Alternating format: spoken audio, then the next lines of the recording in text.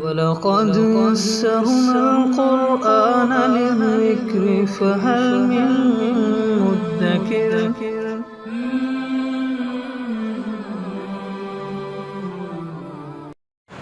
سورہ نوح آیت نمبر 13 اعوذ باللہ من الشیطان الرجیم بسم اللہ الرحمن الرحیم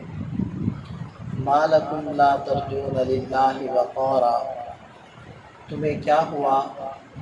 کہ تم اللہ تعالیٰ کی عظمت سے بالکل نہیں ڈرتے؟ وہ اتنا عظیم رب، اتنی قدرتوں والا رب، پھر بھی تم اس کی نافرمانیاں کیے جا رہے ہو، حالانکہ ان بطش ربک لشدید، یقیناً تیرے رب کی پکڑ بھی بڑی سخت ہے۔ تو تم اس کی عظمتوں کو، اس کی قدرتوں کو دیکھ کر بھی تمہارے اندر یہ احساس بیدار نہیں ہو رہا کہ وہ پکڑ بھی سکتا ہے۔ وَقَدْ خَلَقَكُمْ أَطْوَارًا، حالانکہ اس نے تم کو تخلیق کے مختلف مراحل سے گزار کر پیدا فرمایا، جس کی تفصیل سورہ حج یا سورہ مومنون کے اندر ہے کہ پانی کی بوند کو اللہ تعالیٰ نے جمے ہوئے خون کی شکل دی، پھر اس سے مضغہ یعنی گوشت کا لوتھڑا بنایا، پھر اس کے اندر اللہ تعالیٰ نے ہڈیاں پیدا کی، پھر ہڈیوں پر گوشت چڑھایا۔ تو یہ جو تخلیق کے مراحل ہیں ان سے گزار کر انسان کو پیدا فرمایا ہے، اور اس کی طرف یہاں اشارہ کر کے اصل میں اللہ تعالیٰ اس بات کی طرف متوجہ کرنا چاہتے ہیں کہ جو اتنی قادر ذات ہے، اتنا قادر رب ہے کہ ایک پانی کے قطرے کو جیتا جاگتا انسان بنا سکتا ہے، تو وہی اللہ انسان کو مر جانے کے بعد، مٹی ہو جانے کے بعد دوبارہ زندہ بھی کر سکتا ہے، اس کے کیے ہوئے اعمال کا حساب بھی لے سکتا ہے۔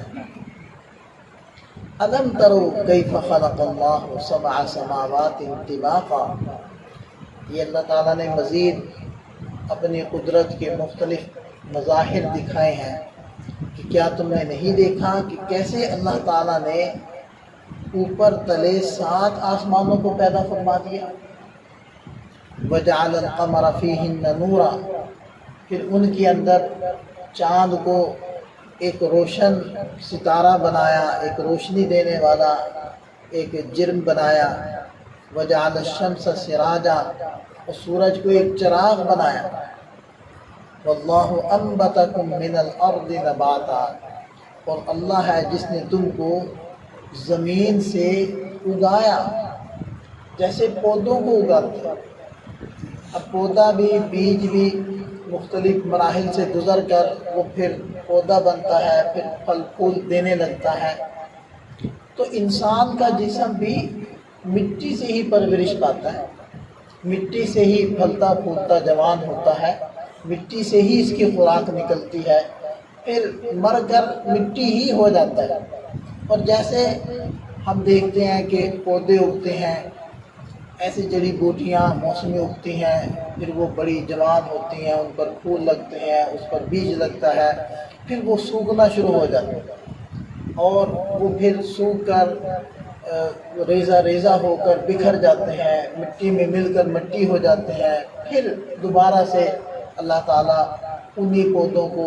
پھر سے زندہ فرماتے ہیں، پھر سے ان کو پودا بنا کر وہ لہلانے لگتے ہیں۔ اسی طرح انسان کے پہلے مختلف مراحل سے گزر کر جیتا جاگتا انسان بنتا ہے، پھر آہستہ آہستہ جوان ہوتا ہے، پھر برا ہوتا ہے، پھر وہ مر جاتا ہے، مر کر مٹی ہو جاتا ہے، اسی مٹی میں، اسی زمین میں دفن ہو جاتا ہے، پھر اسی زمین سے اللہ تعالیٰ نے اس کو دوبارہ سے نکالنا ہے، بالکل ایسے ہی نکالنا ہے جیسے کہ پودے زمین سے اگتے ہیں۔ ثم یعیدکم فیہا، پھر وہ تمہیں مار کر دوبارہ سے اس زمین میں لوٹائے گا۔ وَيُخْرِجُكُمْ إِخْرَاجًا، اور پھر اسی زمین سے تم کو نکالے گا۔ وَاللَّهُ جَعَلَ لَكُمُ الْأَرْضَ بِسَاطًا، اور اللہ نے تمہارے لیے زمین کو ایک بچھونا بنایا۔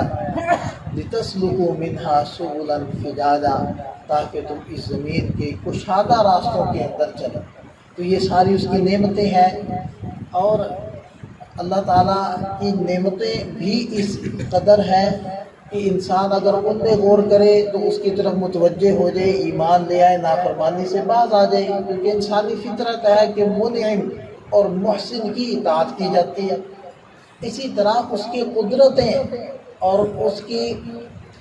کمال قدرت بھی ان چیزوں سے ہمیں سمجھ میں آتی ہے، تو اس کے بھی تقاضا یہ ہے کہ جب وہ اتنا بڑا قادر ہے، اتنی بڑی قادر ذات ہے، تو وہ ہمیں پکڑ لے، ہمیں سزا دے اور